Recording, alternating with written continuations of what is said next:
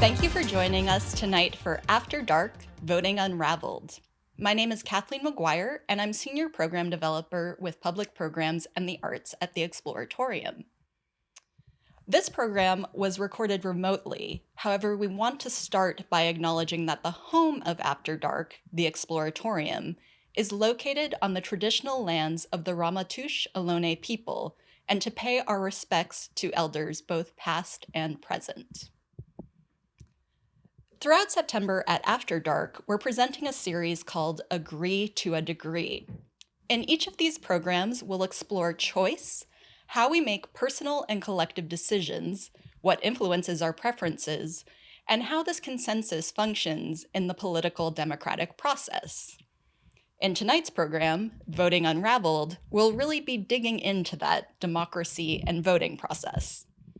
Later, we'll hear from Fernando Avenancio-León, who will share his research into the 1965 Voting Rights Act, which prohibits racial discrimination in voting, and he'll share the impacts that act had on economic redistribution, as well as diversifying political leadership.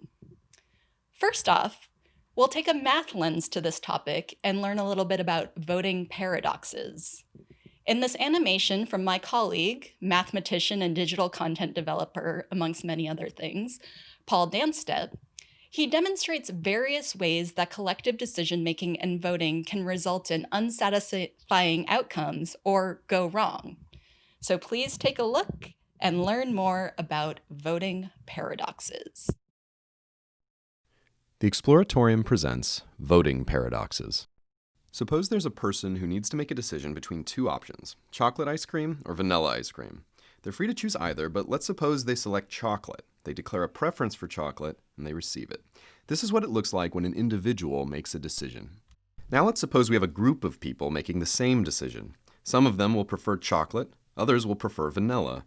But what if the members of this group do not get to choose individually? Rather, let's imagine they must come to a group decision, selecting a single flavor which they will all share. Given their competing desires, how can they come to a fair compromise? A typical approach is to put it to a vote. In a majority rule vote, each person declares their preferred ice cream flavor. The votes for each flavor are counted up, and the flavor with the most votes is the group's choice. In this group, there are 5 votes for chocolate and only 4 votes for vanilla. Chocolate, therefore, is a better choice for this group since it leads to a higher level of overall group satisfaction. This is what it looks like when a group makes a decision. As long as there are only 2 flavors to choose from, this type of voting is guaranteed to satisfy a majority of the voters. But if there are more than 2 options, things get complicated.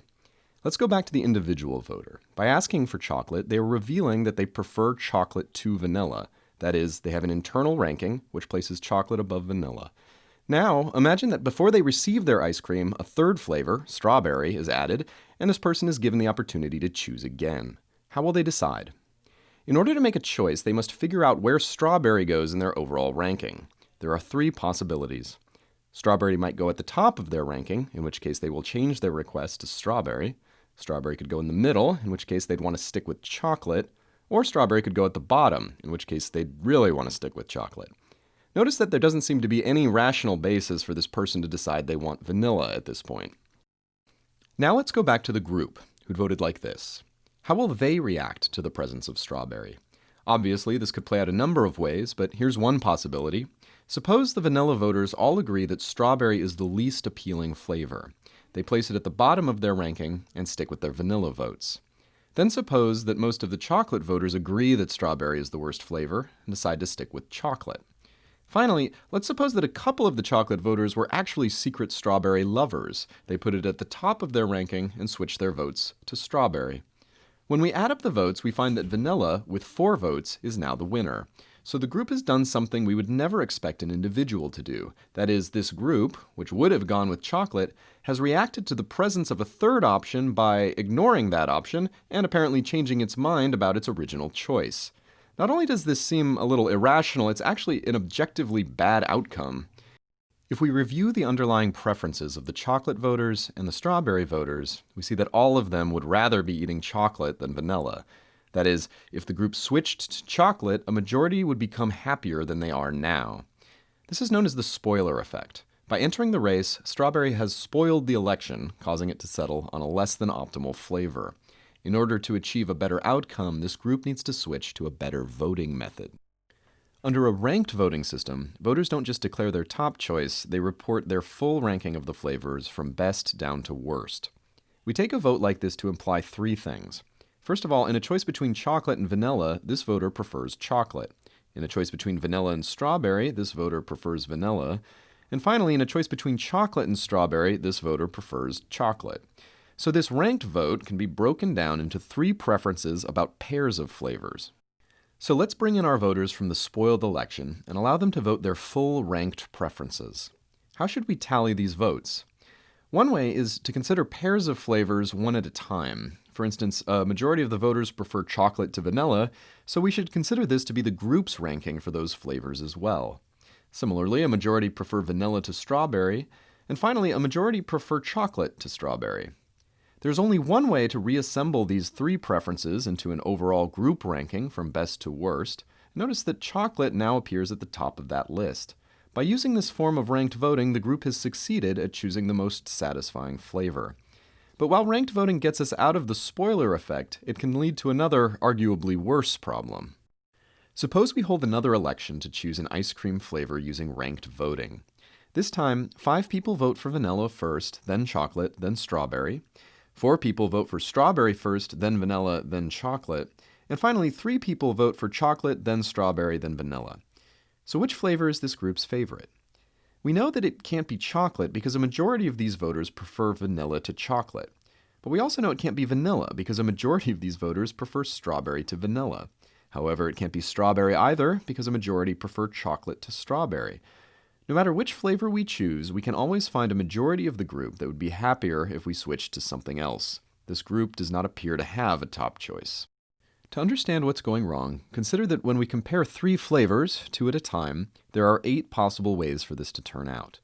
But there are only 6 ways of arranging 3 flavors from best to worst. 6 of the pairwise comparisons are related to the 6 full rankings, but the 2 leftover possibilities cannot be formed into a clear hierarchy. Rather, they seem to form cycles. While each person casts a ranked vote from best to worst, the group as a whole can end up with a cyclic set of preferences. The whole point of having an election was to force the group to make some choice about an ice cream flavor. In its inability to identify a clear winner, ranked voting has failed at its primary task. In order to come to a decision, these voters need another method for counting up their votes, one which is tough enough to always settle on a flavor. So let's go back to the drawing board and consider something we'll call elimination voting. Under this system, we count up the top choices in the collection of ranked votes and determine which flavor got the fewest votes. This turns out to be chocolate, with only 3. We then eliminate chocolate from the running. This frees up some votes, which get reassigned based on their secondary preferences. We now count up the top votes again and find that strawberry has the clear majority, with 7 votes. Elimination voting doesn't suffer from the spoiler effect, and it always picks a winner. But once again, while our new voting method solves some of our problems, it comes with some new, even weirder problems of its own. Suppose we hold another election to choose a flavor using elimination voting.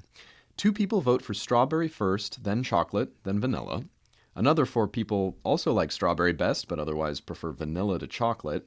Another 5 like vanilla, then chocolate, then strawberry. And finally, 6 voters choose chocolate first, then strawberry, then vanilla.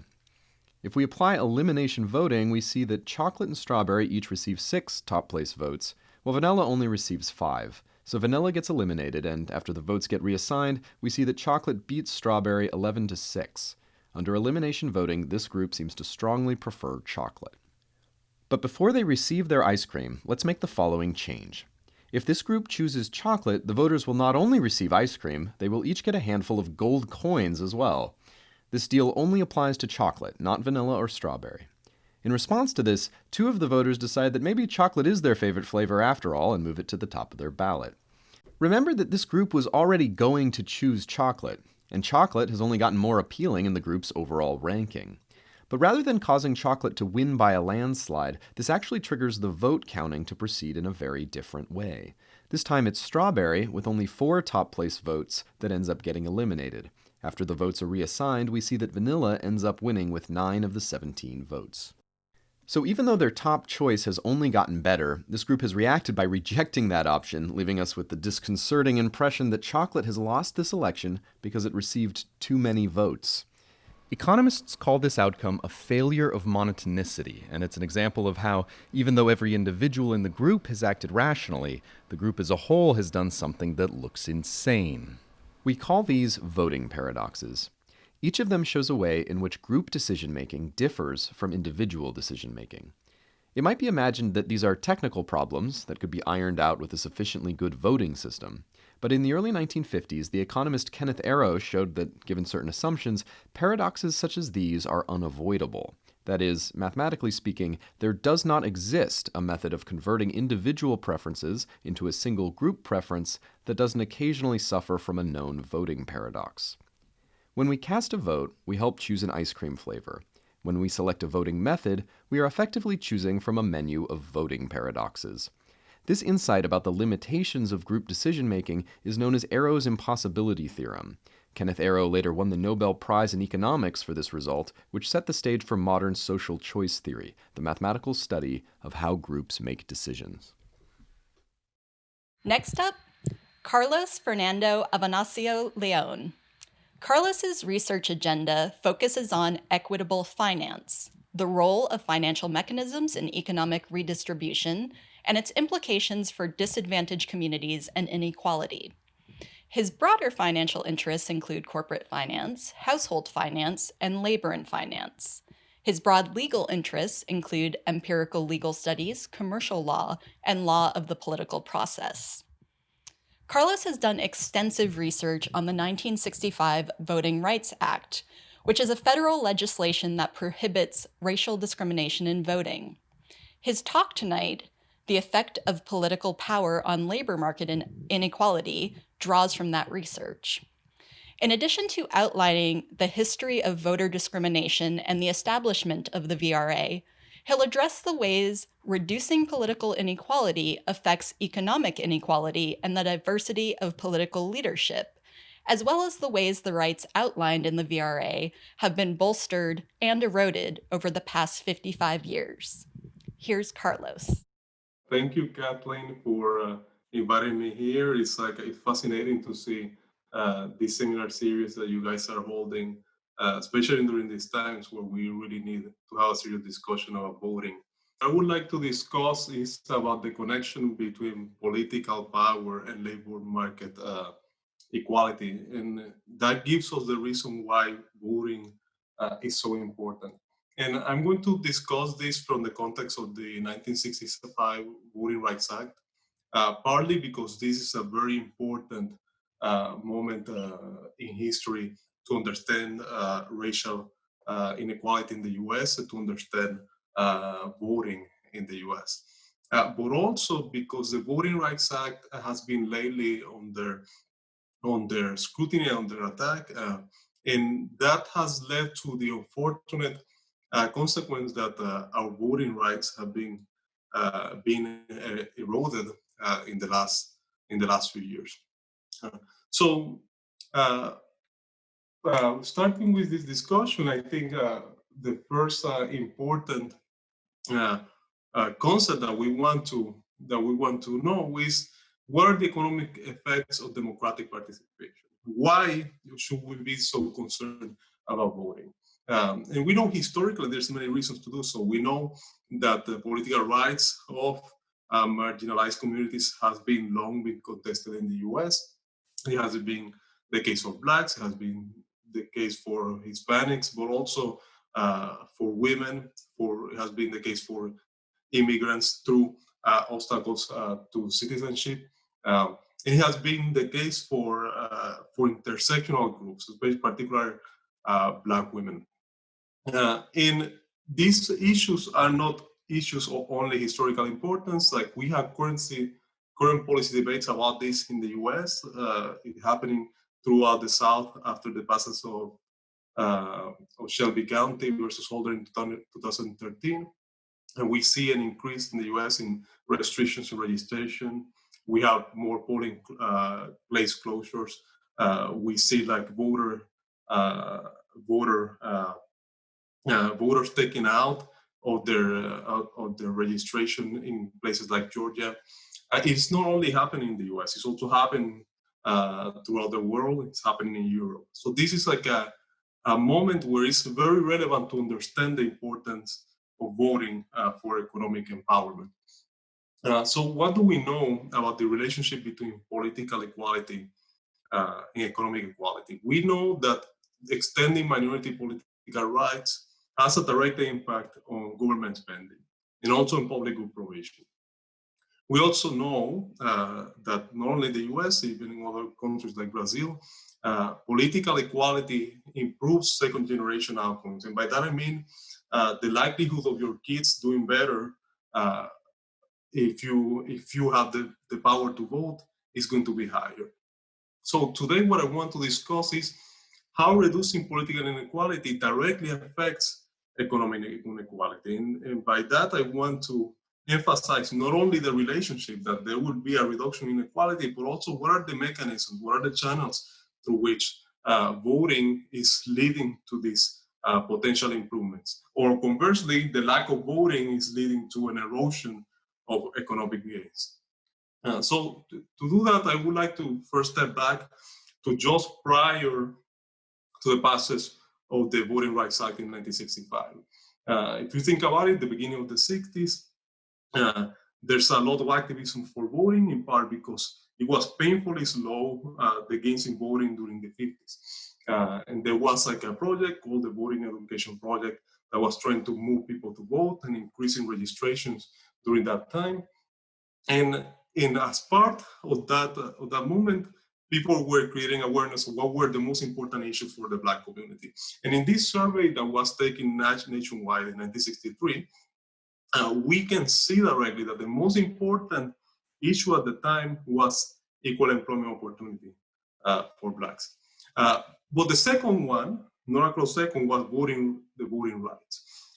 In this survey in particular masks something else about voting rights. It's not only that voting rights matter, as is presented here as an inherently important policy issue, is that the advocacy at the time, advocacy throughout 100 years before the passage of the Voting Rights Act, throughout the beginning of the 20th century, was focused on extending the voting rights of Blacks, because that, by having the vote, you will have the opportunity to advocate for other causes, including equal opportunity, employment opportunity, housing discrimination, and many other issues as well. So you will see that throughout the 20th century, the NAACP and many other organizations were constantly trying to improve the right to vote in the US. So that vision that activists had during that time was a vision that eventually you could see past the Voting Rights Act becoming a reality and being effective.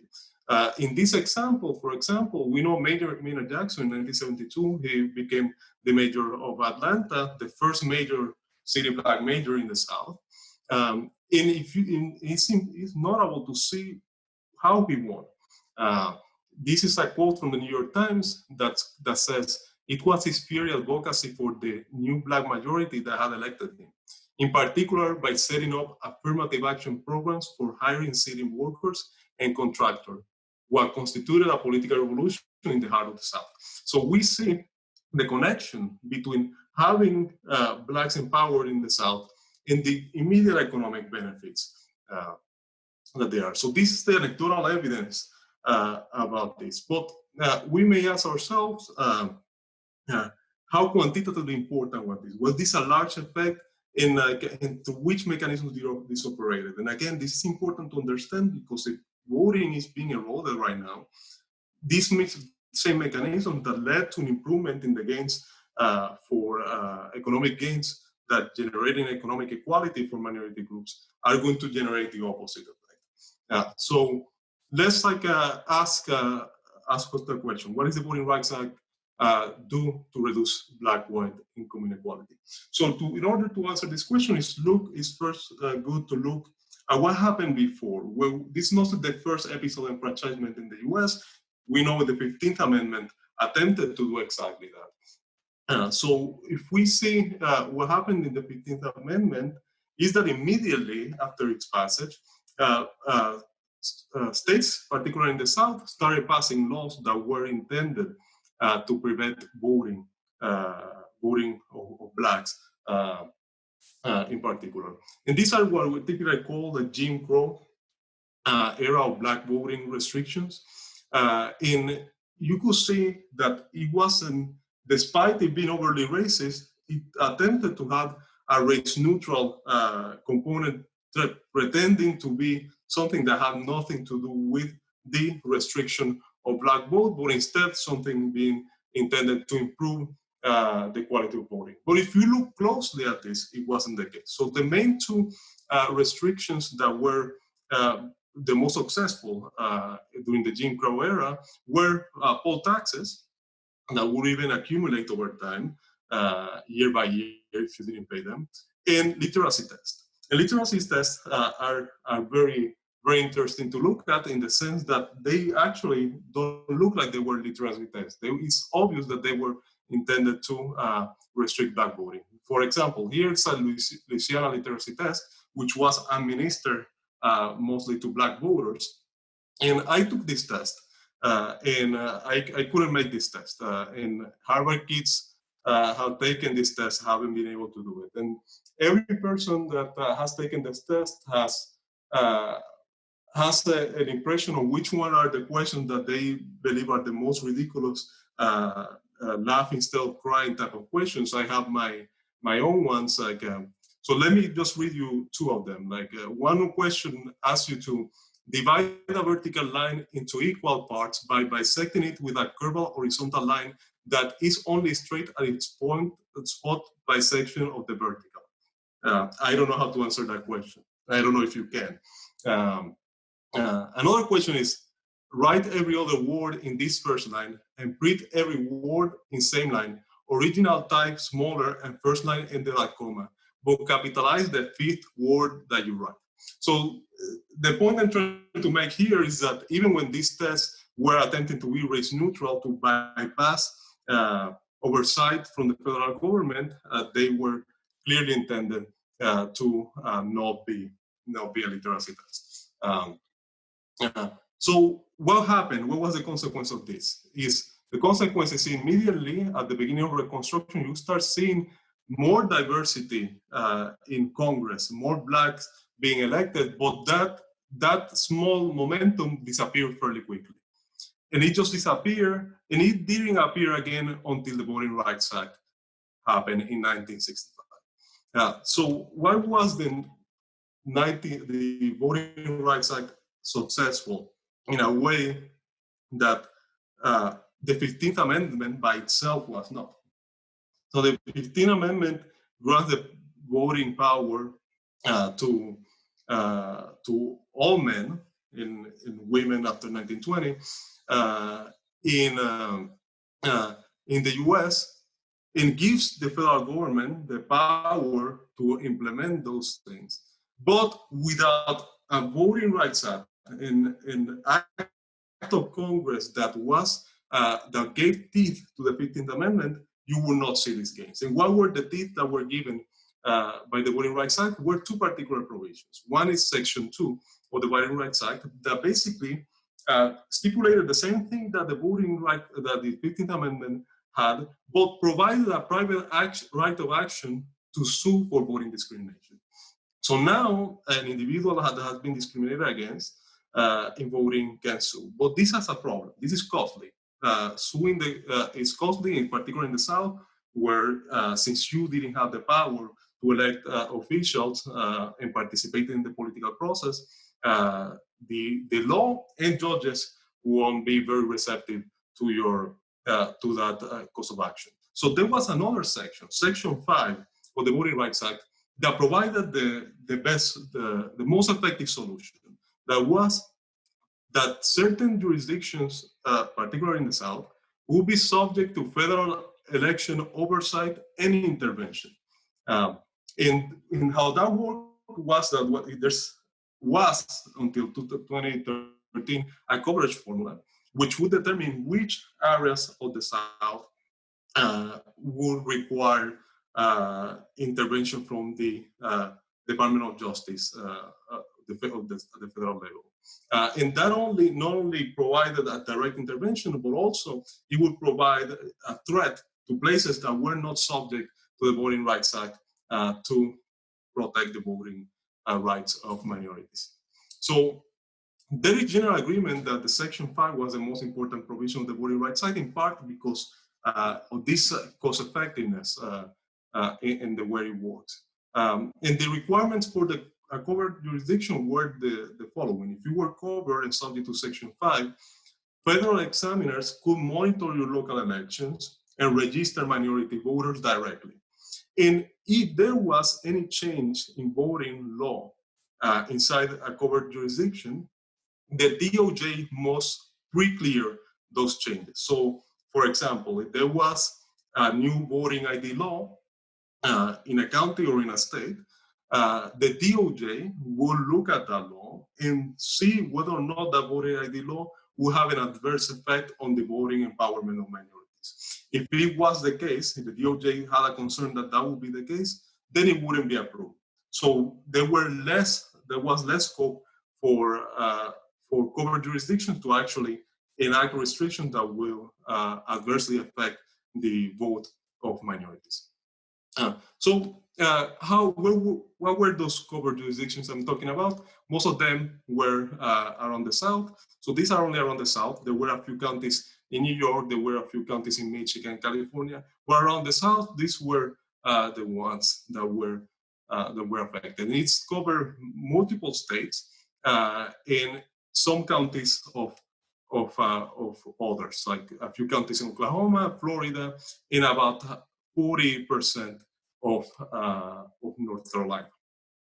So what we do in order to evaluate how the Voting Rights Act led to economic empowerment and a reduction in economic inequalities, to focus on the border counties. So we're going to focus on what happened to individuals, to Blacks that were living in areas that were protected, and compare them against Black individuals that were in areas that were not protected, but are just across the border. So the idea here is that these areas are economically very similar, but but the one of them is protected by voting rights protection, and the other one is not. And we do this instead of just focusing on the whole country, partly because institutional and cultural attitudes surrounding race and voting were very different in the North than they were around the South. It's important to remark that not all the South was covered. States like Tennessee were not covered by the Voting Rights Act. So we are trying to compare, trying to make an apples to apples comparison here. And then in part of this analysis too, what we do is we focus on the 1975 amendments that brought Arizona and Texas and parts of Florida to be covered by the Voting Rights Act. And in North Carolina, that even within North Carolina, there were differences in which counties were covered and which ones were not. And what we find is that there was such a thing as political empowerment because of the Voting Rights Act. And this is an important point. The Voting Rights Act did work in its intent of increasing turnout. And voting turnout in voting right protected areas increased by around 10%. So this is how it operated. Just like 15 to 5 years before the Voting Rights Act, there was significantly less turnout. And after the passage of the Voting Rights Act, you see that turnout increasing sharply in these areas. It's important to say that this is like a turnout in general, but if you see registrations of blacks, you see that the registration of black increases by about 15%. So we see that there's an increasing in political participation, and the large part of it is driven by minorities being empowered. And also, another piece of evidence that is important is that in places where there was a higher black share, the Voting Rights Act was even more effective, leading to a more sharper effect. So this is like adjusted by the amount of black folks that live in a particular location. So the second question that we ask is, okay, so now the Voting Rights Act, we know has increased political empowerment. Does that political empowerment indeed lead to economic equality, particularly to labor market equality, which is the main concern that blacks at the time had? And we see that the Voting Rights Act reduced the wage gap by 5.5 percentage between 1950 and 1980. This is a big chunk of the wage gap. That accounts by about 20% of the overall convergence between black and white wages during that particular period. So this is only the effect directly that operates through voting. So this just shows that there's a connection, that the value of voting wasn't only because of what could be achieved through social good provisions and more government spending. There was also direct economic benefits to gain by having more economic power, more political power. And we can see this graphically. We can see that the gap between blacks and white decreased sharply immediately after the passage of the Voting Rights Act. And that gap that reduction came mostly from an improvement in black wages, and partly a little bit by a reduction in white wages to a lesser extent. So there was to gain from having political power. Well, now it's also important to understand why and how that happened. And again, this is important to understand our current political climate surrounding voting rights. So there's a few reasons why this may be the case. One would be what you call demand side explanations, like there was more demand for workers from the government or from private employers. And the other side would be the supply side. It would be that blacks were in a better position to get a job because they had higher levels of education or they migrated to better places. So we explored this as well. And what we find is that the main driver surrounding the voting rights was the public sector demand effects. So you see that there's an increase in the share of public sector employment that goes to blacks by around 2 to 3.5%. And it's not only that the public sector by itself increases the wages of blacks, it's also that it puts pressure on the wages of blacks in the private sector as well. Another mechanism that we document is that in the private sector, that additional political power that blacks had led to better enforcement of anti-discrimination law. And also, that's, for example, in 1964, we had the Civil Rights Act that forbade discrimination on employment. That's important to have in law, but you also need enforcement. And by having more political power, the enforcement can be improved. In contrast, we can think about what happens to human capital investment. So Cashew and Washington, two researchers of race that have worked extensively with the Voting Rights Act, they have shown that the Voting Rights Act did improve schools attended by racial minorities. However, the effects that we're documenting here are not likely to be caused by this increasing human capital, partly because these effects happen very fast. So education takes a lag to actually be reflected in wages, where people study and eventually join the labor force. But in this particular case, the Voting Rights Act had a direct effect. And this direct and very quick effect matters because if you have erosion of Voting Rights Act right now, we will see that there's a reduction in the economic power of minorities that is very immediate instead of taking a long time to be corrected. And we show that this minority, so we are saying, I'm just saying that we show that this minority political power affected minorities directly through the public sector more than it did through human capital. So why is that the case?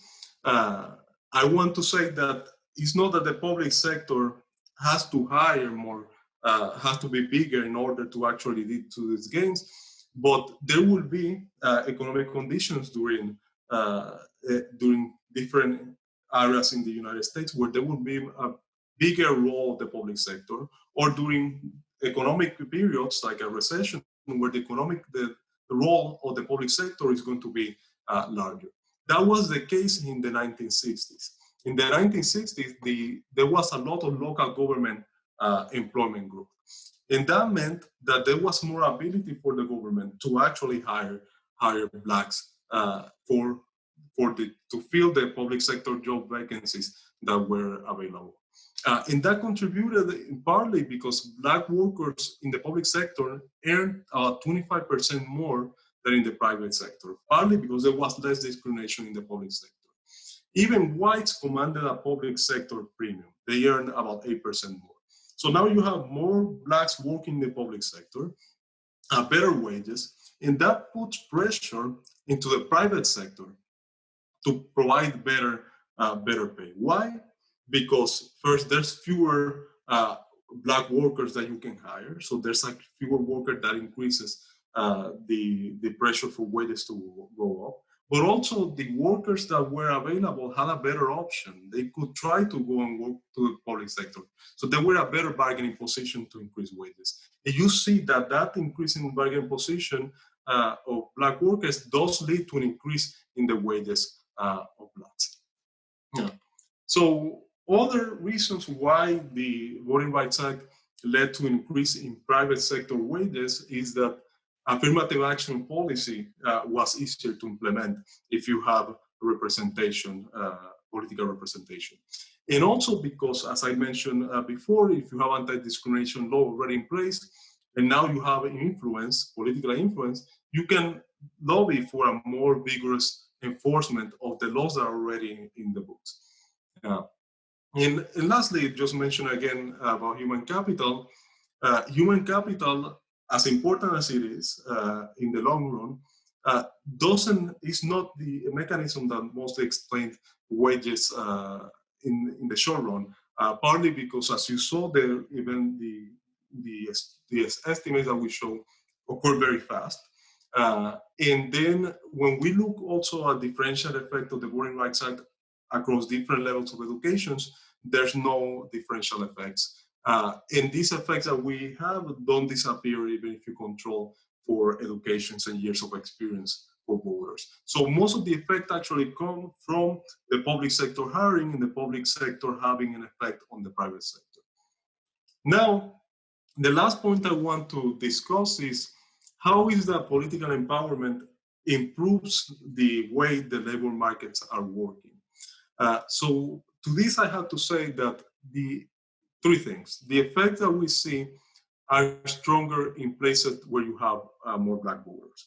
The second is that you will have also more effect in places where you have a politician taking the administration decisions. In some areas in the United States, you may have a city manager. So in places where you have a politician instead of a city manager, you will have more scope to shape these gains, economic gains. Last, this is a little bit more expected, the effects also were stronger in places where you have more black politicians in place. And the way it works is simple. If you have more black elected officials, they will respond more to the constituents in part because they are living those experiences themselves, but also because they respond, they in part would propel to power by a black electorate.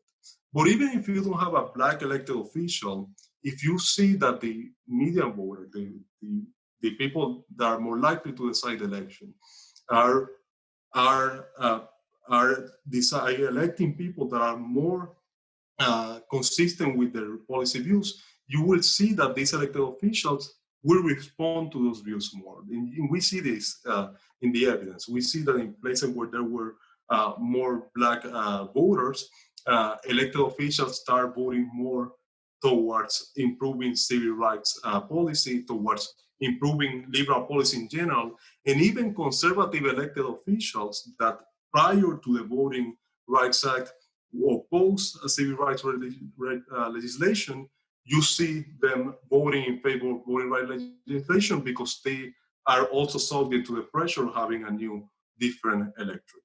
So these are the mechanisms that drive how these labor market policies are going to be changing.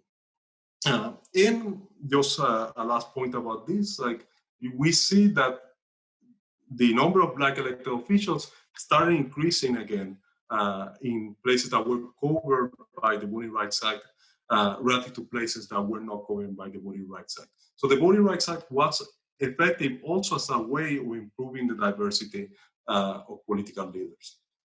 So I want to mention something about Shelby County, but before there's only three things I would like you to remember from this. The Voting Rights Act did have a direct effect on reducing the racial wage gap. So it did lead to a direct economic inequality reduction.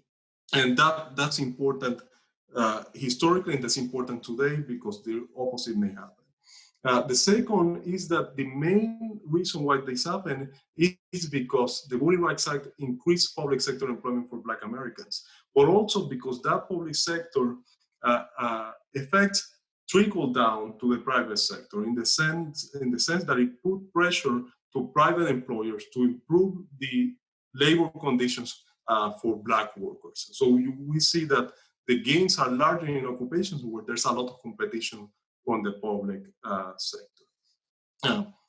I want to mention that this fight for voting rights is far from over. As recently as 2013, the Supreme Court struck down a key provision from the Voting Rights Act. That was Section 4B of the Voting Rights Act, which is the coverage formula. And that rendered Section 5 ineffective. So what does that mean? What happened after that is that we start seeing erosion of voting rights. The U.S. Commission on Civil Rights in September 2018 recorded that in places that were previously covered by the Voting Rights Act, you start seeing more voting identification laws, more voter roll purges, and reductions in early voting and polling place closure. So you start seeing concrete acts that are intended to reduce the voting power of minorities. And those concrete actions did have an effect. And in 2018, in a study, he shows that that led to a 2% reduction in minority participation in previously covered jurisdictions. In a different study, my co-author and I showed that this reduction in voting rights has consequences. Now, in the opposite that I just showed that the Voting Rights Act led to improvement. In that study, we showed that the lack of protection is leading to early signs of erosion. And what we see is that in the public sector, just as we documented, now we're seeing the opposite. After Shelby County, there are re-emerging differences in Black-white wage differentials, in particular for new hires.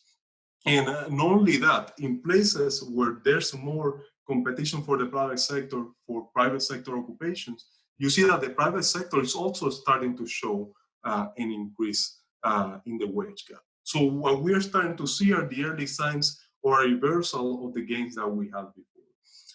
Right now, there's many civil society organizations, many activists, people in Congress fighting to try to revive the Voting Rights Act, partly by providing a new coverage formula that would make Section 5 effective again, partly by using Section 2. This is mostly legal organizations using Section 2 to defend the right to vote. But there's a limitation here. The U.S. Supreme Court right now is very hostile to voting rights. And even if we are able to succeed using Section 2, which is the private right of action to sue for voting discrimination, or we are successful in bringing another coverage formula, the U.S. Supreme Court can strike those down again. So we, right now, more than ever, need the participation of everyone. We need the participation of everybody to vote. We need people to vote for the right to vote. So this is what I have to say. The value of voting is very important across different dimensions, including to preserve economic equality. And economic equality is starting to erode again as voting rights are eroding. Thank you.